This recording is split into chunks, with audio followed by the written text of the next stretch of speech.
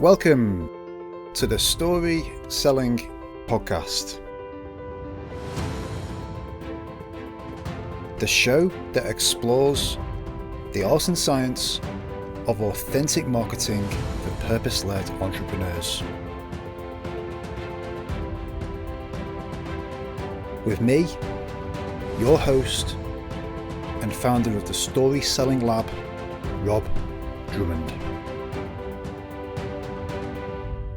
If you sell based on trust and expertise, then I think you need a platform to communicate your perspective on the world and demonstrate your expertise. So in my world, my platform is my email marketing newsletter. So I send an email out 5 days a week to my list. But your platform could be different. It could be a YouTube channel. It could be a podcast. It could be a book. Of that list, I think that podcasting is perhaps the easiest one to get into because most people find it easier to talk about their work and talk about what they do than to write about it.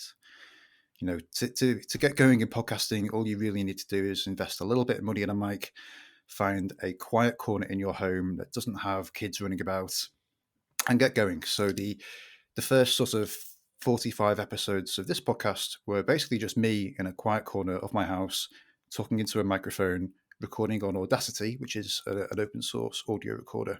So it's quite easy to get going. Once you get going, and once you've got a few episodes in the bag, you realize that the podcasting rabbit hole actually runs deep. There's a lot of questions about tech. There's a lot of questions about how do you kind of level things up a bit. So I'm pleased today to have James Marriott on the call. So James runs a podcasting agency also in Sheffield, and I met James for a coffee a few weeks ago before Christmas. And we got talking about something called purposeful podcasting. And that term really caught my attention. And I think for me, the idea of purpose is that, we're not just starting podcasts and sending emails to make more noise. It's always to achieve a goal. It's always to move your audience forwards. So I thought it'd be great to have James on the podcast today to talk about this in more detail. So James, welcome. Thank you for having me. It feels very strange being a guest on a podcast rather than hosting a podcast. So I hope you're going to be gentle with me. I will try. Perhaps just for anyone listening, you can just share how you got into podcasting and what you do today. Yeah, sure. So, I mean, audio in some way or another has kind of been my whole life, really. So, I presented my first radio show when I was 14. I'm not sure if my voice had broke by that point, but that's kind of real early days. Even when I was at school, I was kind of bitten by always wanting to be involved in audio and talking and communicating to an audience. But actually, my first proper job when I was 18 was as a writer. So I went into newspaper journalism. I was a newspaper reporter for 3 or 4 years. But through that, always knew that I wanted to get into audio. I really loved audio still. I was still obsessed with listening to the radio. So when the opportunity came up to move into broadcast journalism, I did that. So I moved into working in radio when I was early 20s, and then built myself a bit of a career in radio, starting off as a journalist, newsreader, went into presenting. And ultimately, I kind of reached a bit of a crossroads where radio doesn't pay particularly well because there's a lot of people that want to do it.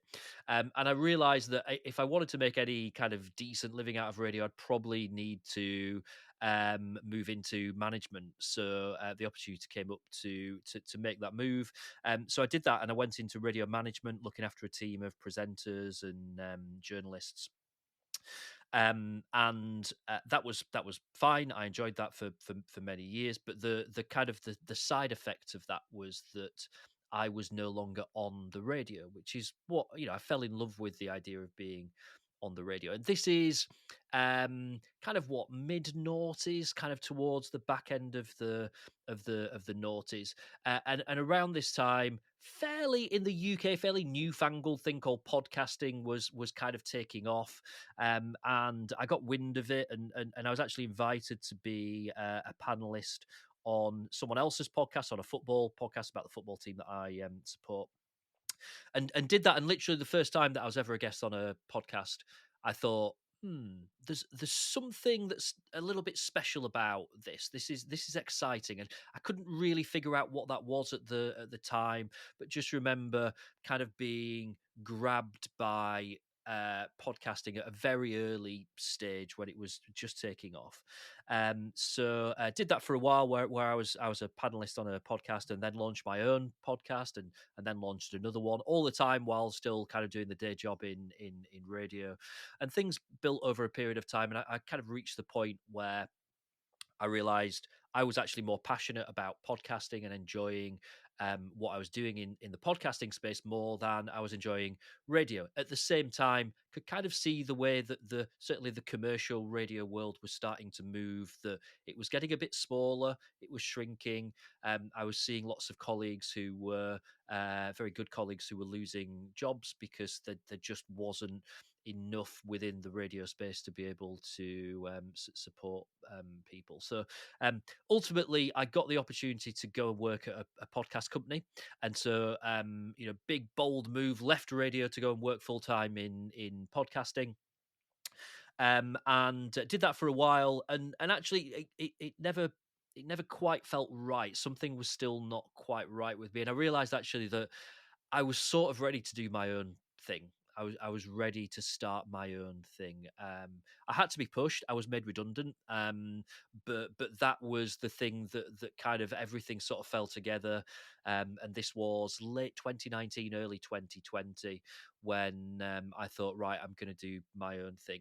As always happens with people that have worked in radio at any point, you never. It's like when people say that they've stopped smoking, and actually you're just a smoker that leaves a very long gap between cigarettes. When you leave radio, you never really leave radio. So at the same time that I launched my own business, I also went back into doing some radio freelance work, which was awesome. Got to work for some really good national brands, which I hadn't done before. So working on the likes of Capital and Heart and Smooth, and some really exciting radio stuff. Whilst in the early days of setting up my own business, which happened to be at the beginning of the pandemic as well, so that was quite challenging. And then things have kind of grown from there, really, in terms of really growing, developing my own business as I've really started to understand what purposeful podcasting is. Kind of a phrase that I made up, but as I've started to understand what that means, has kind of coincided with really understanding what I do and what my business does, and how we really help people and the kind of people that we work with, in terms of just differentiating it slightly from this overarching kind of idea of podcasting, which has become quite a big beast over the last 20 years. How would you define purposeful podcasting then? It was interesting actually during your introduction there, Rob, where you kind of talked about the barrier to entry into podcasting is quite low, and I would say you probably don't even need to invest in a mic, because you can pick up, if you've got an iPhone, you can pick up that, go to your voice notes app, and just start talking into that, and the quality is all right. It's decent. No one's going to say that's terrible. I can't hear what you're saying. It's all right. So actually you could start a podcast without really having to invest anything, and I say this to people. I don't try and hide the fact that you can do that. You can use there's free editing software that's out there. Audacity is free to download and to use, and Spotify for podcasts is a free hosting platform, and it's all right. It works. It does what you want it to do. So you can absolutely start a podcast for free, and it is very easy to get going in podcasting. But I think it's also very easy to do it badly. And for me, when I take a step back and look at, the podcasting space has got so much bigger over particularly the last 4 or 5 years, and look at that space as a whole, I would say probably 90% of podcasts are just not that great. Some of them are really poor, some of them are all right, but they just don't really know why they're doing what they're doing. They literally thought, I'll just pick up a mic, I'll pick up my iPhone, I'll start talking. It's dead easy. But there's no purpose behind it. And that's where I arrived at this idea of purposeful podcasting is kind of like a subcategory that I've sort of made up, but it makes sense to me. Hopefully it makes sense to other people. It's about people that don't want to just do it to tick a box and go, brilliant, I'm doing a podcast, aren't I? Fantastic. It's about people that really understand what it is that they're working towards, what it is that they're trying to achieve on a wider scale, but where does podcasting fit into that? How can podcasting help them achieve this thing that they're working towards, this thing that they're trying to do? And the most important thing that that I think about when I'm talking about purposeful podcasting is, who are you trying to talk to? Because podcasting allows you to literally talk to people, but you can't talk to everyone. If you do a podcast and you think, oh, it's going to appeal to everyone, well, the however billion people, 9 billion people in the world, they're not all going to listen to your podcast, babe. Sorry to tell you that, but they're not.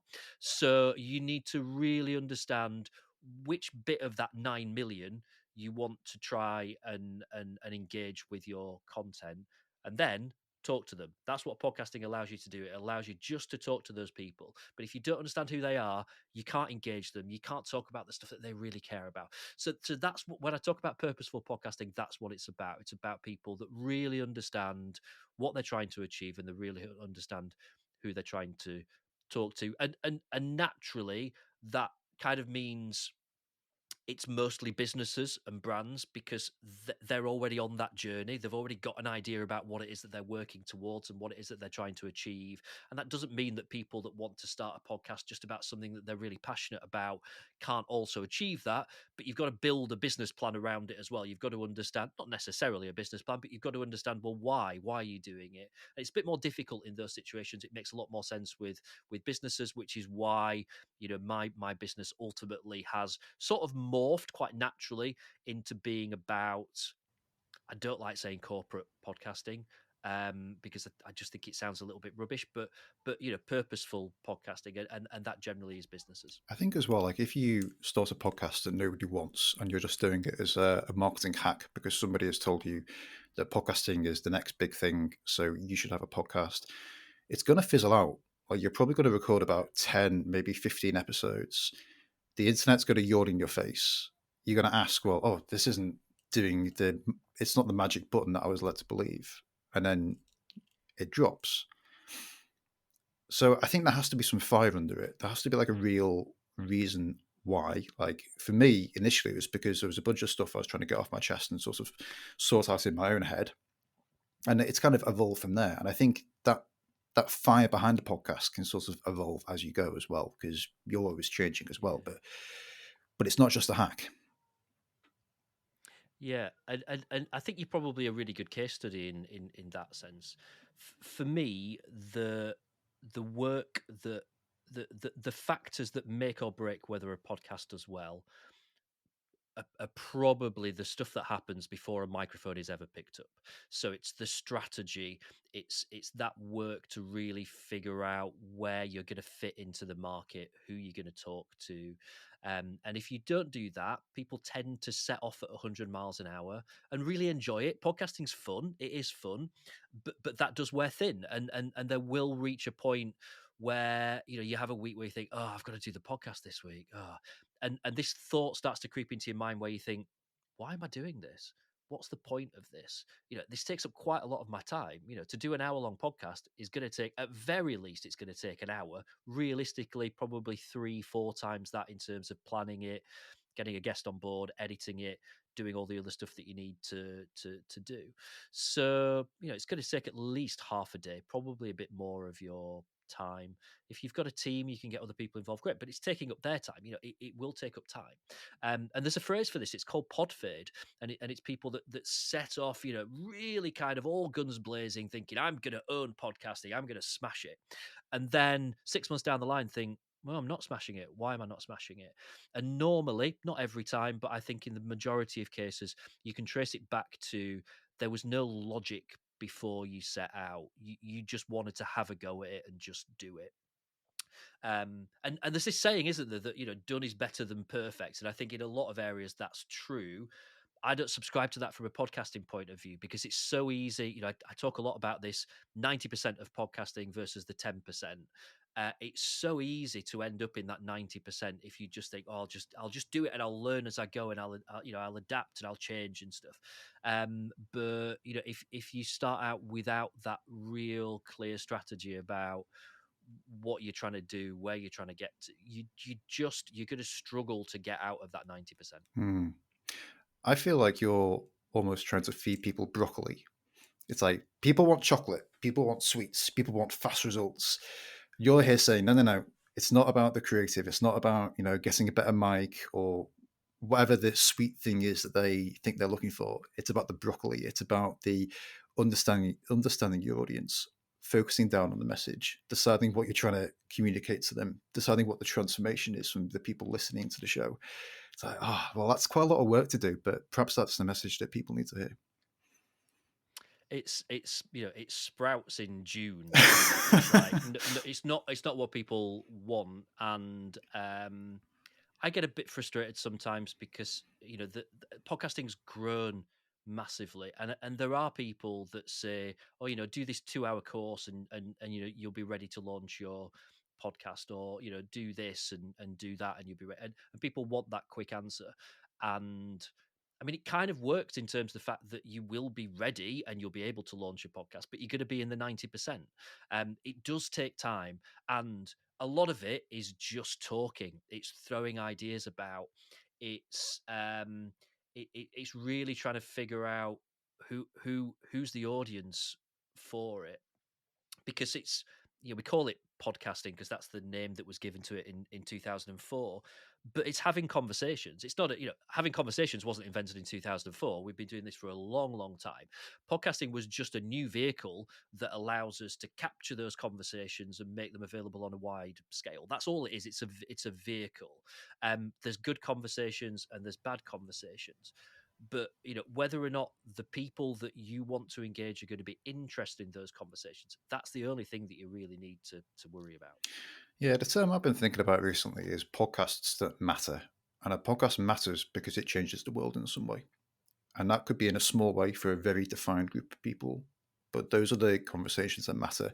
And those are the ones that we need to use this vehicle to spread to more people. Yeah, that's a great phrase. I love that. I love that. And yeah, absolutely agree. It is about conversations that matter, saying stuff that people are going to give a damn about. And it's not really that much different to any other form of marketing when you kind of strip it all back. The way that you approach it, it's really easy just to jump on LinkedIn and just start, kind of typing any old nonsense and thinking, oh, I've got some likes, I'm doing well, but it will fall to bits if it doesn't have, if it doesn't matter, if you're not saying stuff that's actually going to make a difference. There's an old direct mail rule of thumb that says that your success of a mailing will come down to 40% having the right audience, 40% having the right proposition, and then 20% comes down to the creative. So I think there's a tendency, and I think I'm thinking this applies to podcasting as well, because the tendency is to worry about the creative, but then to neglect the audience, and I guess the proposition being the proposition of the podcast. What are they going to get? And I think if you can nail those two parts first, then you're probably 80% of the way there. And then even if you're recording into your phone or using Audacity or however you want to get going, then you can work on the 20% later. Yeah, that's interesting. I've never really thought about putting numbers on it.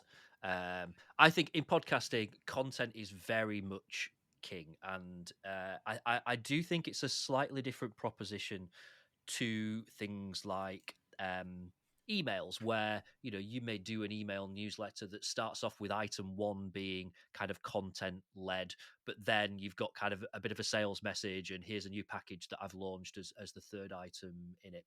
Podcasting, I think, has always been a bit different in that it's not a platform to try and sell. It is about awareness, it's about engagement. The selling should come from that strategy that we talked about earlier. If you're engaging the right people, then hopefully when they're ready to buy from you, they will buy from you. So in terms of how you put numbers on that, I don't know. That would be an interesting exercise to sit down and kind of play around with that. But I've had conversations before with people who've said, oh, well, we're thinking about doing a business and we're going to chat to different members of the team about what we do. And I go, okay, I mean, that's fine. You could do that. I could help you do that. But I'm not sure anyone's going to listen to it, because why would they care about that? They go, well, why, what do other people do business podcasts about if it's not about talking about what they do as a business? I'm like, is that what you do in your other content in your other marketing? Are you just telling people what you do? You're not. There's no further kind of delve into what people care about. And they go, oh yeah, we write these blogs. Blogs are always a good starting point. Like if you could write a good blog, you can do a good podcast. You don't just want to sit there and read it, but if that's a topic that people care about and they engage, then there you go. You've got your topic for a podcast episode, and just making people realize that it does need to go a little bit deeper and it does need to be content led. And look, maybe I'm a little bit of a purist. I would always say to people, I don't really know nowadays whether or not recording a podcast on your phone is ever really going to be good enough. It's all right, but I do think that there's certain things that you need to do to nudge you out of the 90% and into the 10%. And one of them is hitting a certain level in terms of sound quality. And that doesn't mean you've got to hire a studio or convert. You're not going to start ripping stuff out of your loft and turning it into a podcast studio, although it's a lot of fun doing that, trust me. But kind of like a decent microphone, um, which doesn't even need to cost more than £100. Using we're recording on a specialist podcast recording platform now that you use. It's what I use for the stuff that I do and what I suggest to clients. It's not hugely expensive, but it's a step up in terms of quality than what you'd get from recording on something like Zoom. And I think if you use Zoom or Teams or something similar, when I listen to a podcast, I can hear it's being done on Zoom, and you can hear where the Wi-Fi is having a bit of a hard time and it's kind of dropping out, and then it freezes for a second and then it speeds up when it's kind of catching up with their voice. I just think you're never really going to move out of that all right category into the outstanding purposeful category while ever you're doing that. So especially that for longer it tends not to be very podcasts. popular, that, but I do think that's If important. you're asking people to listen to you for like an hour and the audio quality isn't great, eventually there's something slightly gritty about it. I mean, there will be some. If you think about your audience as a pie chart, there'll be some part of the pie that will never notice, and they'll listen to everything you have to say, and it won't cross their mind. But there will be some part of the audience that will. And for every business, that's going to be different because it's going to depend on the audience. Like if you're doing a podcast about audio equipment, then this is pretty critical. Like you need to get to sort of minimum viable product for podcasting, in order to put out a podcast about audio equipment. But it's worth thinking about for everyone, I think. I sometimes think about it a little bit like when you're doing like a Google survey or something, and you answer questions and you click next, there's a little progress bar, and every time you answer one, it just moves on 1%, and you think, oh, blimey, it's only 1%. But kind of if you think about using a decent mic, that gives you an extra 1%. Using a recording platform is going to give you an extra 1%. I always say to people find it quite confusing, but I would say, make sure that whoever's involved in that online podcast recording is wearing headphones, because I don't want to hear your Outlook dinging and I don't want to hear your Slack going crazy during a recording. And you can, firstly, for the sake of an hour, you can close that stuff down. Doesn't matter if people can't email you for an hour. But there's other things as well, and other reasons why wearing headphones just makes a huge difference in terms of your sound quality, and is going to help you get that another extra 1%. And that's the stuff that nudges you into that kind of outstanding category. But let's go full circle here, back to the point that it is still about content, right? It doesn't matter how great your equipment is. If the conversation you're having is rubbish, and you're aiming it at the wrong people, and there's no direction to it, and you're not really sure what it is that you're trying to achieve from it, no one's ever listened to a podcast at the end of it gone, well, that was boring, but the sound quality was brilliant. What fantastic microphones they'd got. If it doesn't engage with people, they're switching it off. So one doesn't account for the other. But similarly, I think you can do a really good podcast recording with someone, and if the sound quality is just really really rubbish, it's going to be a barrier. Partly to people's enjoyment of it, but let's remember that what we're doing here, particularly with business podcasting, it's a reflection on our brand. So if you've cut a few corners, then people might think that was a really interesting conversation, but do I want to work with that person? Because it just sounds like they just kind of fly by the seat of their pants a little bit. They cut a few corners. They don't do things properly. You don't want that to be what impression people get of your brand. No, I think you can get to podcasting base camp quite easily because you don't have to go for the full Joe Rogan setup. I mean, you might get there eventually if that's what you want to do, but you don't have to do that at the outset. You can just get to Basecamp. You can use, a podcast studio.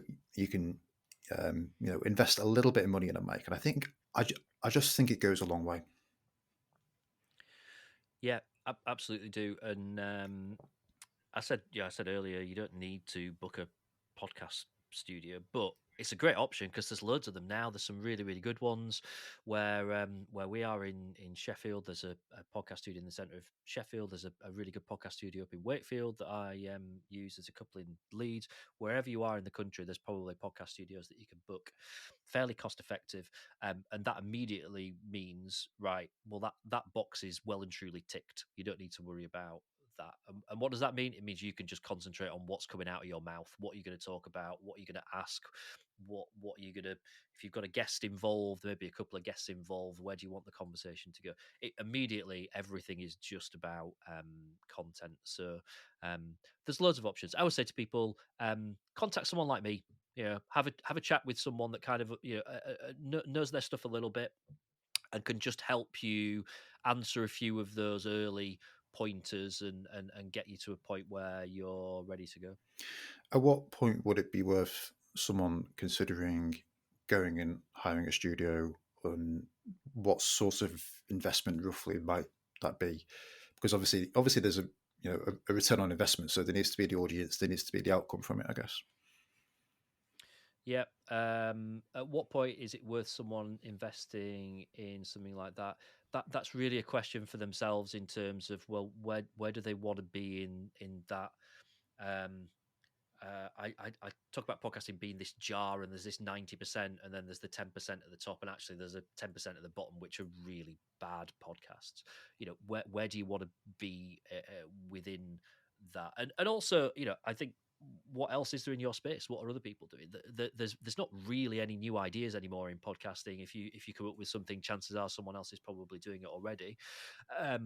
But most people are doing it probably quite badly. So there's an opportunity for you to be better than what other people are doing. So, figuring out where you want to be within, your niche in podcasting will help you figure out whether booking a studio is right, whether or not it's something that you want to do from home, figuring out what kind of guests you want to chat to. If you're going to be talking to people around the world, there's maybe not all that much to be gained from investing in a podcast studio, because people, unless you've got unlimited budget and people are willing to fly in from Texas or wherever, chances are you're going to be doing it remotely. So just kind of be realistic and figure out what's going to work for you, what's going to help you get to that point that you want to be at within the podcasting space. Perhaps as a hybrid option. In terms of, yeah, there could well be, and a couple of people that I work with that we use a podcast studio will have some guests that come in person and some that we connect to remotely, and obviously it means that their sound quality at their end is going to be as good as possible. There's a whole kind of subcategory, and it's a podcast of its own in terms of where video fits into this stuff. But particularly if you are really keen on capturing some good visuals from your podcast recording, being in a studio is going to look better than being at home. I do think the world is incredibly understanding post pandemic, that the fact that people are doing stuff at home, people don't have home studios. You might have clothes hung up in the background, you might have other stuff going on. I'm not sure people really care about that all that much. But if you're really keen on making an impact with the visual side of your podcast as well, then hiring a studio is going to really help with that. In terms of cost, by the way, if you look at it on an hourly basis, they range from probably £30 an hour up to £50 an hour, somewhere within that range. And often, most studios, if you think, well, I'll do 2 or 3 episodes in one go, if kind of like a half day or a full day session is going to be more cost effective than that. It's going to cost more the further down south you go, particularly in London. Your podcast studio is going to cost more. You might expect to pay more for ones where maybe you've got someone doing like a live video mix of your podcast. There's all kinds of add-ons and stuff like that that's possible as well. I wanted to ask you about video actually. So a lot of the podcasts that I follow do seem to be embracing video as one of the ways of consuming it. And it's up to you because you know you can still da- uh, download it on Spotify or use a podcasting app and get the audio, but it's almost like they're video first. And I wondered if that was a trend that you were seeing. So there's a kind of a fundamental question here about when I talk about podcasting, I by default I'm talking about audio podcasting, and that's, I talked about my background at the beginning. That's because I come from an audio background, but that's not just kind of from a practical point of view. Like, there's a reason that I fell in love with radio, and it's not because people can see what you're doing in a radio studio, because they can't. It's about the fact that our voice is such a powerful tool to communicate with people. And what I always loved about radio is people generally would listen to it in the car while they were commuting to work, or doing whatever. You're able to communicate with people in situations where you can't watch the TV while you're driving a car. So you're able to communicate with people in much more kind of personal situations. Now, podcasting took that and turned up the volume to 11 in terms of the fact that you find people listening to podcasts while they're out running and going for a walk and at the gym and cooking tea, all kinds of stuff. People tend to listen to podcasts with headphones on. It's very personal. It's your words going straight into someone's brain, and I think one of the great values of that is you can do it anywhere. So you can listen to a podcast while you're out on a run, for example. If we then introduce, well, it's a video podcast into that equation, are you going to run and like hold it? It doesn't really work. Like, watching a podcast while you're driving, that doesn't really work either. So my kind of stance on this has always been audio podcast, video podcast are two separate things. And it doesn't mean you've got to record two separate sessions. You can just video the session. But in terms of what you do with that stuff, they are separate formats on separate platforms, realistically probably aiming at different audiences, because those people who are going to listen to a podcast, in my experience, are not people that then later in the day will say, "Oh, I'm going to watch a podcast now." People tend to be favouring one or the other. I think there's a younger generation growing up, by the way, that are much more fluid in that, and this will change over time. But as things stand right now, the kind of people that will watch a podcast on YouTube are a different sort of audience to the one that will listen to a podcast on Spotify or on Apple Podcasts or something like that. So if you think, oh, I want to do, I'm going to do a video podcast, what I say to people is, what does that mean? Like, what when you say a video podcast, what do you mean a video version of your podcast? So you are audio primarily, and you're going to do a video version of it, or does it mean that you want to create a video version of your podcast? You basically want to make a video for YouTube, and you might strip the audio from it and release it as a podcast, but your video first and audio comes in second. And that's kind of how I see it, that you've got to figure out, well, what are you first, where is your primary audience? If you're aiming at kind of C-suites, business owners, entrepreneurs, personally, I think audio is probably a better route to being able to get their time. They're more likely to go, well, I can listen to your podcast while I'm at the gym, but I can't, you've got to stop what you're doing to watch a podcast. You can't do something else while you're doing that. So you're asking quite a lot of people's time to completely give up everything else that they're doing to engage with your video podcast on YouTube. So it's understanding those differences, and figuring out where you want to be on that. It's almost like it's like a range, and it's figuring out where you want to be on that sort of spectrum. That was the word I was looking for. And there are kind of halfway houses as well, because I'm a big fan of saying, it's an audio podcast, but you know what, we'll capture the video, because why not? We'll set up a camera, we'll capture it. And you don't need to do full video versions. You could just use as clips on things like social media that grab people's attention and engage them.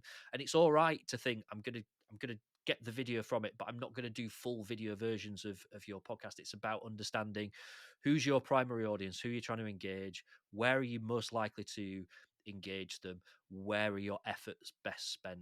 The other thing, by the way, and this is worth pointing out, video is tons more expensive. however you do it. It's more expensive to capture video, it's more expensive and more time consuming to edit video. So you are jumping up a league in terms of, your sort of outlay, whether that's your time or whether that's cold hard cash. You got to ask, what does the video add? And I think, if I might publish the video version of this just for anyone who randomly wants to, see my face and your face. I guess seeing people's faces as they're talking perhaps makes it a bit more engaging. But ultimately, there's not a lot of benefit to watching the video than to listening to the audio. You're sitting in your loft. I'm sitting in my dining room. There's not anything added to what people get on the video experience.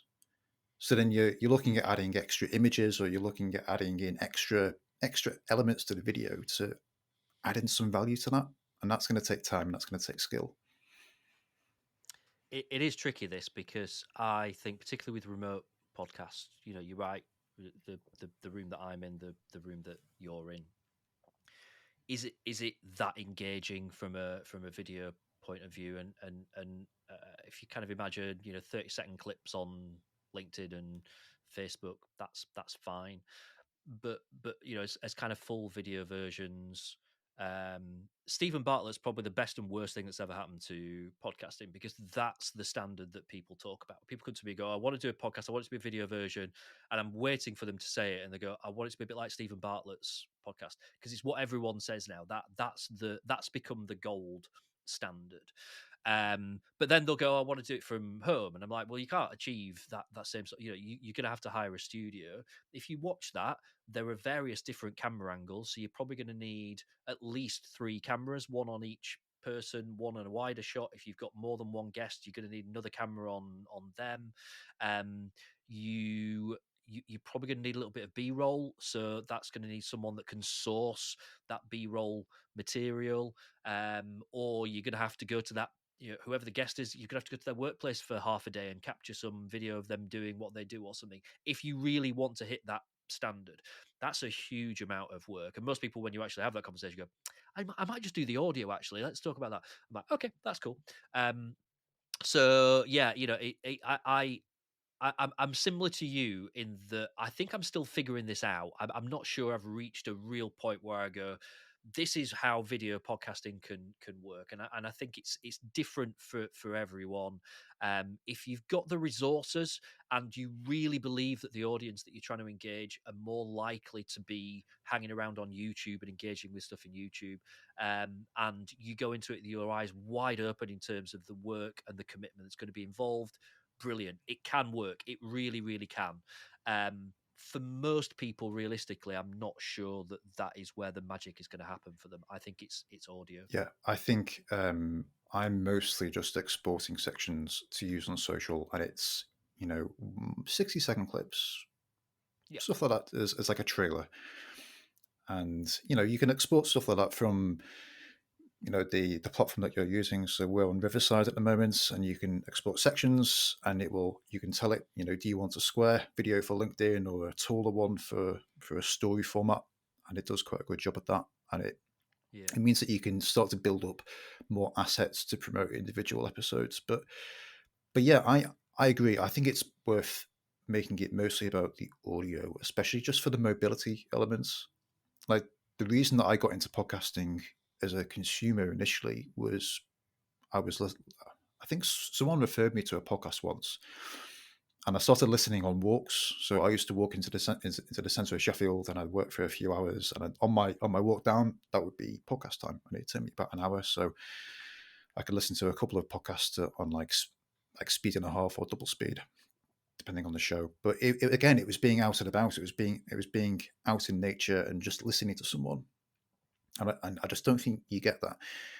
The other thing that struck me was that your voice has a resonance. Like, it literally creates a vibration, and that vibration is going to resonate, in conjunction with the things that you're actually saying. But your voice is going to resonate with certain people. People are going to listen to your voice and think, "Yeah, I trust that guy or girl," and I think that he or she is a valid person to solve the problem that I'm facing. And yeah. they'll feel that from listening to your voice over a period of time, based on the things that you're talking about. And it's the audio. It's not the visuals. It's not the video setup. Yeah, I mean, look, we've mostly talked, haven't we, about kind of the more practical side of this. We've not really got onto this whole thing about why would you do it? Why would you do a podcast? What are the benefits? But that thing about literally being able to position yourself as an expert in a topic, and there's so many different variations within that. But that's just magic, and that's really hard to do by writing stuff down. And I've got so much respect for people that can do that. I think people that copyright and are able to produce amazing written material that does that is just fantastic.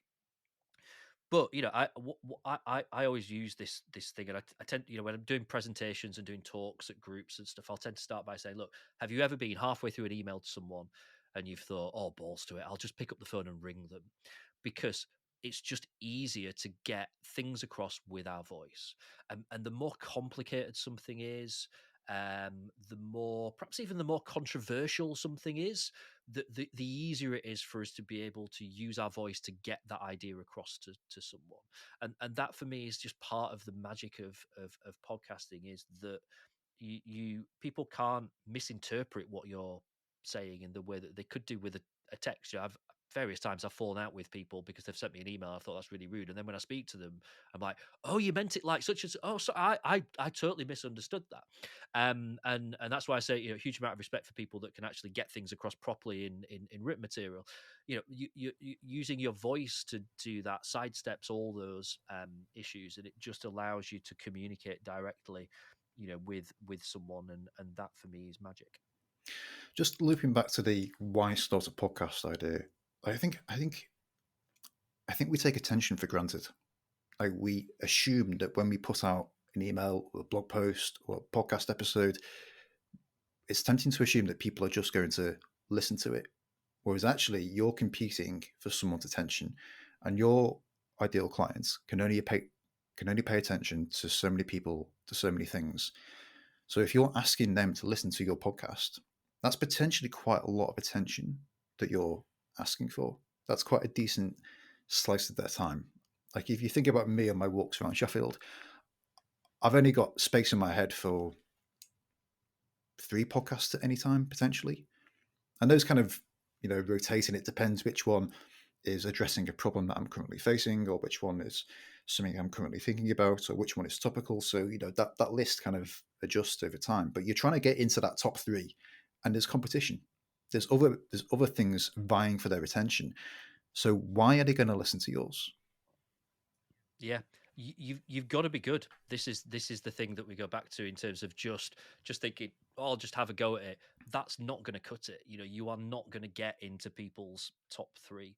So, and I think that's a great way of thinking about it. And I find it mind blowing that I've worked on, I don't know how many, probably hundreds of podcasts now over the last few years, and every single one of them's got an audience. And in some ways, it's mind blowing that anyone listens to your podcast, isn't it? You just think that there's however many, there's 4 or 5 million podcasts in the world now vying for people's attention. You've got Netflix with unlimited content. You could, if you started watching everything on Netflix today, you would die before you got to the end of it. Like, it is just impossible to watch everything that's on there. There's however many TV channels. There is millions of hours of content on YouTube. There's all this stuff that's vying for people's attention. The fact that anyone gives half an hour of their time to listen to you is mind blowing. That's just amazing. That's brilliant. But it comes down to, if you can talk about something that people give a toss about, then you're going to be able to engage with them. There's a whole different equation in terms of how do you make them aware of it? How do you get in front of people? That's a totally different kettle of fish, and I think we could probably do an entirely separate podcast episode talking about that. But um, if you can talk about stuff that people care about and do it better than someone else is doing, then you've got a chance of being in their top 3. And I love thinking about it in that sense now. It's I'm massively oversimplifying, aren't I? In a lot of ways, I think it's not rocket science. That if you could talk about stuff that people care about, then you've got a good chance that people will listen to you. Those little things I talked about, that Google survey, those little things that give that extra 1%, that extra 1%, that extra 1%, they might be the difference, and they might be the thing that just get you over the line in terms of people going, oh, I really like this. This is, I like. I'm going to replace that podcast that I used to listen to. I'm going to listen to this because it's sound quality is better, or their episodes are shorter. Sometimes people end up going too long, and you can win in a marketplace by doing more concise content and getting the same stuff across in a much shorter time. Whatever that looks like, whatever that opportunity is for you to just blow other people out of the water. I feel like the direct marketing principle of RFM applies here. So RFM is recency, frequency, money. So what that states is that if you're marketing to your list, the most likely person to buy is the person who opened your emails the most recently, followed by the person who opens your emails the most frequently, followed by the person who spends the most time reading your emails.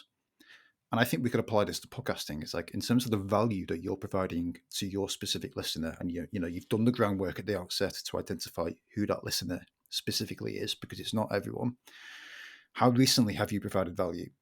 How frequently do you provide value? And that could be frequently across the episode. If you're asking someone to listen for 45 minutes, is there an insight, a, a good level of frequency? Money would then be, what's the total amount of value that you're providing? And I think if you can think of it in those terms, then, you are going to get attention. Like people are going to listen, but it does take a bit of work. It takes some thought and it takes some planning.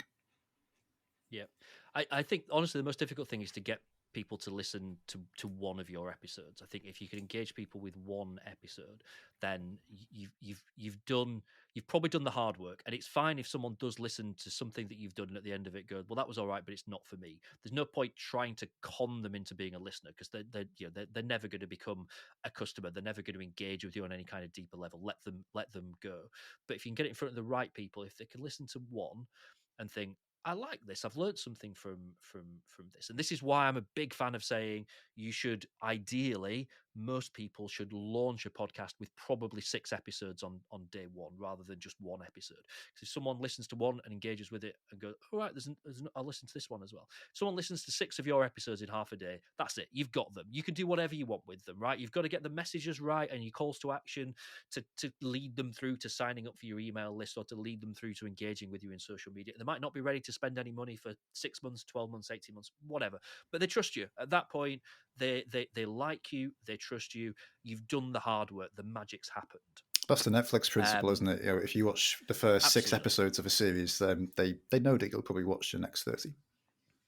We live in a bit of a binge culture now, don't we? And the idea of people saying, oh well, if I say a new episode in 2 weeks, I'm like, people don't want to wait 2 weeks. Just give it to them. Just give it to them now. Don't spread things out over time for the sake of it. What I actually say to people is, do 6 episodes at the beginning, release them all on day one. But the way that you market them, you can spread that over time. If you want to get maximum value from your social media, you can make it look like you release a new one every 2 weeks. But when someone finds one, make sure there's other stuff there for them to listen to, because if they binge on you, then that sentence, if they binge on you, well, that's brilliant. How can there be a downside to that? It's almost like you're putting out a banquet, isn't it? And you're inviting people in, but there has to, Rather than a snack. rather than a snack, yes. And they can navigate however they want through the banquet, and not everyone is going to eat everything. But the mere fact that you've invited them into your space, you put on this banquet, that that is part of the kind of positioning aspect of placing you at the top of the mountain. Yeah. It's about engagement, isn't it? And if you can engage people on a level where you really have their attention, and whether that is podcasting, it doesn't really matter what it is. If there's something that someone engages with you and gives you their time, their attention, you've done something right. You've won on some level. There's other things that need to be in place for that to be effective and for it to work. But you're if you get someone into your banquet, you've done the hard work. You've engaged them. You've got their attention. The last question I wanted to ask you actually was about gathering feedback from your listeners, because podcasting can feel like a bit of a black box where it feels like nothing's happening. And then all of a sudden, a new client lead will come in and they'll be like, oh, yeah, I listened to, 15 episodes on a flight. And now I'd like to work with you. So it does work, but often the feedback is quite difficult to get. And I wondered if there was anything that you were doing to kind of gauge feedback from people. Yeah. So I it's probably an unpopular opinion within podcasting. I think that podcast kind of stats and the way that podcast success is measured, I think is fairly poor. The go to has always been just cold hard numbers, and I kind of hate that because the way that podcast listening stats work is that a listener is it's quite binary. A listener is either a one or a zero. It's not you don't get good listeners and bad listeners in podcasting. You just get listeners. So you're told, 30 people listen to your episode, 300 people listen to your episode, 3,000 people listen to your episode. And people that get 300 work towards saying, I want to get 3,000. And I say, stop, hang on. Why? Why? What's wrong with those 300? What are you doing with them, first of all? And where do the other 2,700? Who are they? Where do they come from? Why do you want that extra 2,700? Do you want another 2,700 clients? Have you got capacity for that? No, you haven't. Well, actually, maybe we concentrate on that 300, and trying to change people's mindset from this brute force about must be as many numbers as possible, got to get as many listeners as possible, and change that mindset to it's not about that, it's about the right listeners, and that might be 30. It might be that 30 is the perfect audience for your podcast. If those 30 people are the right people, forget about this, oh, I want to get as big an audience as possible, and start thinking about getting the right audience that give a damn about what it is that you're producing, that give a damn about your content, that give a damn about you and what it is that you're doing and what it is that you're selling. So what that really looks like is building an individual equation for every podcast in terms of, well, actually, how do we measure success then? Because all right, let's concentrate on getting these 30 people, right? Which most people say that's a really modest audience for a podcast. Doesn't matter though. If those 30 people are enough for you to make a success of it, then that's brilliant. But how do we then measure that next bit? So it's, what are those 30 people, are they now on your email list? Have they now booked a call through your Calendly? Have they done that next thing that moves them that little bit closer to where you ultimately want them to be? So there's building an equation that is unique and is different for everyone. There's no quick fix to this. It's all the way back to the beginning of it where I said, the work to set up a podcast is not easy. People will tell you there's a quick fix, in the same way that I get messages on LinkedIn every day from people going, oh, I'm a podcast marketer and I can get you 300,000 listeners to your podcast overnight. And I just reply going, why? Why do I want that? Why would I want 300,000 randoms that don't give a toss about what I do? They don't care. They're not going to spend money with me. It's pure vanity. So avoid slipping into that vanity trap. Take a step back and build an equation that makes sense for you, for what you want at the end of it. Start with that end in mind.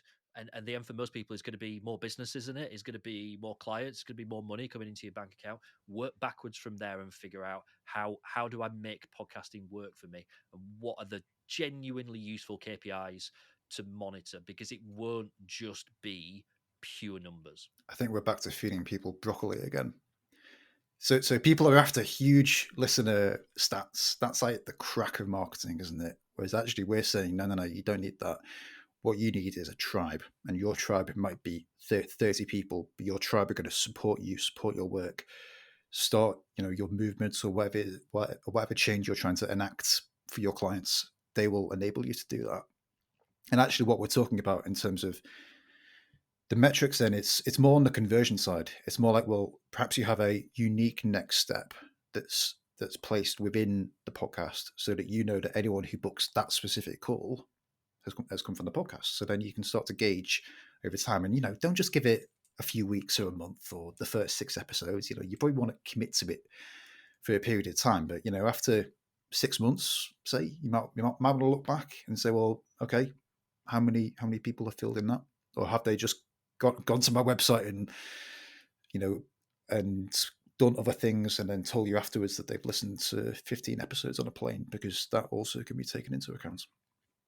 Yep, absolutely. I say to people, don't even worry about those kind of KPIs, numbers, and stuff like that until 6 months at the earliest. And realistically, it's going to be 12 months before you start to get a real picture. Which is why having faith in your strategy is going to be so important, because there will be dark days where you think, oh, I'm struggling to get a guest this week, this month. Maybe it's time to just pack this in. You've got to really believe in the direction that you're going in, and then when it does all start to fall into place, because it doesn't work for everyone, but most of the time, if you do the hard work, you will get the results at the end of it. The other thing that I would say as well, and this is, I used to feel a little bit kind of dirty kind of talking about this as if there was something wrong with it, but it's kind of all right to do a podcast where it's not necessarily about who listens to it. It might be about who you invite on as guests. It might be about your strategy is, there's all these big decision makers and I've messaged them on LinkedIn and they don't reply. They've read it, they don't reply. I can't get the attention of these people. So you think, well, actually start a podcast. You go to them and go, hey, I'm doing this podcast. You're the absolute expert in this area. There's no one else that I want to chat to about it. Very rare that people would say no to that. Most people will accept invites to go on a podcast, because why would they not? It's a chance to talk about themselves, talk about their story. It's great for them. So your strategy could be based purely around who you find yourself sat opposite, be it in person, be it virtually, that you would struggle to get that time with otherwise. And at the end of it, if you then say, look, are you up for having a chat maybe about how we could do some work together? Often it's their idea. They go, really enjoyed this. Can we have a chat about what it is that you do? Because it'd be great to do. That's all right. It's all right for your strategy not to be about audience, about something else. And that's just an example about how you could use guests maybe to help you achieve this thing that you want to achieve through podcasting. You're still providing value for people. You're still doing it the right way, and there's other kind of things as well whereby you go down a route that's non-standard in terms of just being about listeners, and building an equation that works for you for your podcast. There is a networking effect between you and the guest, and it just deepens the relationship because it allows you to get to know people a little bit better.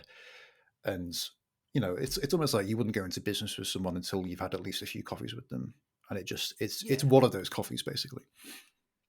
Absolutely, yeah. Great. This has been great, James. How do people learn more about your work and get in touch? Sure. So my business is called Sound Media. The website is wearesoundmedia.com. I'm probably most active on LinkedIn. If you search for James Marriott, I'm the one that's got a little pair of headphones that look exactly the same as the ones that I'm currently wearing next to my name. And connect with me on LinkedIn. That's where I'm most active. I'm always up for having a chat with people, even if there's been something that's just the tiniest little thread of something that's been mentioned that's made you go, okay, that might work for me. That's interesting. If you want to have a chat, I'm always up for that and kind of feeling ideas out with people. So drop me a line. And good luck feeding people broccoli, because I believe that's what the world needs. Hey, it's good for you. Yeah, I'm up for it. Indeed. All right. Thanks, James. If you've enjoyed this episode of the Story Selling Podcast, you'll want to make sure you're on my email list. Head to storyselling.biz/podcast, where you can opt in to future episode notifications and also download my Lead Incubator Blueprint. You can also find my book, Simple Story Selling, on Amazon in paperback and Kindle formats. Thank you for listening, and I'll speak to you next time.